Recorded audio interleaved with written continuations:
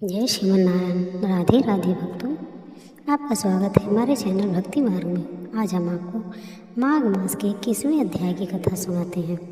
इस कथा में आप सुनेंगे पिशाच का करुण क्रुदन और रोना सुनकर महात्मा देव इति का उनके समीप आना और पिशाच द्वारा योनि से मुक्ति पाने का उपाय पूछना। महात्मा देव का पिशाच को युक्ति का उपाय बताना कि महर्षि वशिष्ठ जी बोले, हे राजन, पिशाच देवधारी राजा चित्ररथ के बुरी तरह रोते बिलखते और विलाप करते देख विष्णु भक्त देव इति ने उनके पास जाकर पूछा, हे विशालकाय भयंकर आकृति वाले मनुष्य, तुम कौन हो और इस प्रकार दुखी होकर क्यों रो रहे हो?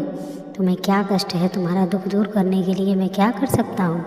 उन्हें महात्मा देव इति के करुणा से भरे इस वचनों को सुनकर वह राक्षस वंश से झुक कर सर नीचा कर दिन वाणी में उनसे निवेदन करने लगा, हे पुण्यात्मा महात्मा प्रभु, मैं घोर पाप हत्या आचार्य हूँ, महापापी हूँ, लेकिन आपके दर्शन प्राप्त कर मुझे यह प्रत्यक्ष अनुभव हुआ कि मेरे पिछले जन्म में कई किए गए अवश्य ही कुछ पुण्य अभी बाकी है, वरना आप बिना शुभ कर्मों की प्रेरणा से के कोटि शक्ति के आप जैसे महात्मा के दर्शन भला मुझे कैसे प्राप्त होते? हे प्रभु, अब मैं आपके पहले किए गए सारे पापों का वृत्तांत आपके सम्मुख निवेदन कर रहा हूँ। हे नरोत्तम, अपने पिछले जन्म में मैं एक बड़ा ही पराक्रमी और प्रभुता संपन्न राजा हुआ करता था। सभी प्रकार के ऐश्वर्य से मैं संपन्न था, लेकिन अहंकारवश में धार्मिक वृत्ति और दया भावना से बुरी तरह रहित था। मैंने कभी कोई धार्मिक कृत्य नहीं किया, ना ही यथोचित रूप से प्रजा का पालन करके अपना कर्तव्य निभाया और ना ही कभी दीन दुखियों की सेवा या सहायता की। वेदांत ज्ञानियों और हरि भक्तों से मैंने हमेशा द्वेषपूर्ण आचरण किया। जिस परम पिता परमात्मा की मनुष्य तो क्या शिव और ब्रह्मा आदि देवता भी सदैव पूजा अर्चना करते हैं, मैं अज्ञानतावश उन्हें ही श्री हरि से द्वेष और वैर का भाव अपनाया। हे प्रभु, भगवान से द्वेष करने के कारण मुझे अनंत काल तक नरकों का दुख भोगना पड़ा और उसके पश्चात अब मुझे यह पिशाच योनि प्राप्त हुई है, जिससे मैं अनेक प्रकार के दुखों को भोग रहा हूँ। लेकिन अवश्य ही मेरा कोई पुण्य कर्म अभी भी शेष है, जिसके प्रभाव से मुझे आप जैसे पुण्य आत्मा का दर्शन करने का सौभाग्य प्राप्त हुआ।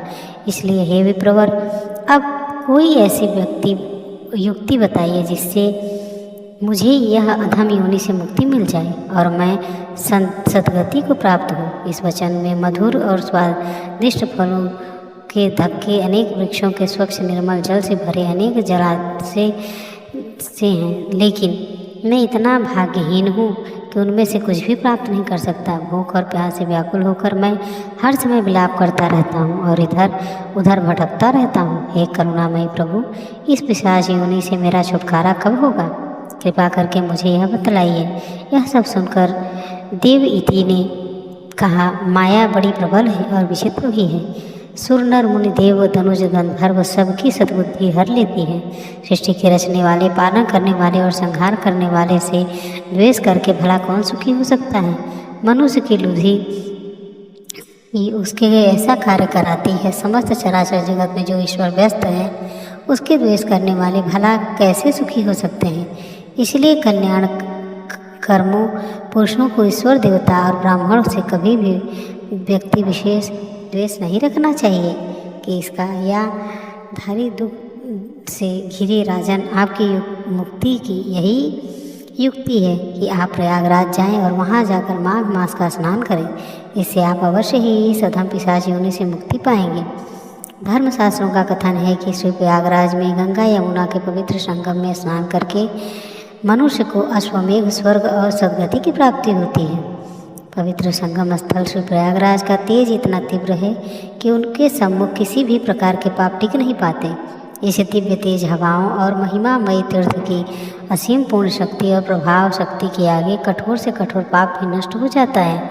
श्री प्रयागराज के पावन तीर्थ जल की एक बूंद का ही स्पर्श करने से केरल देश के रहने वाले उस ब्राह्मण को पापों से छुटकारा मिलकर मुक्ति प्राप्त हुई थी। इसलिए उन सभी कल्याण कामियों, मोक्ष कामियों और स्वर्ग की अभिलाषा रखने वालों को अपने सारे पापों व तापों के निवारण के लिए सद्गति प्राप्त करने के लिए और मनुष्य जीवन की सार्थकता प्राप्त करने के लिए माघ मास में श्री प्रयागराज के पवित्र संगम जल में अवश्य ही स्नान करना चाहिए।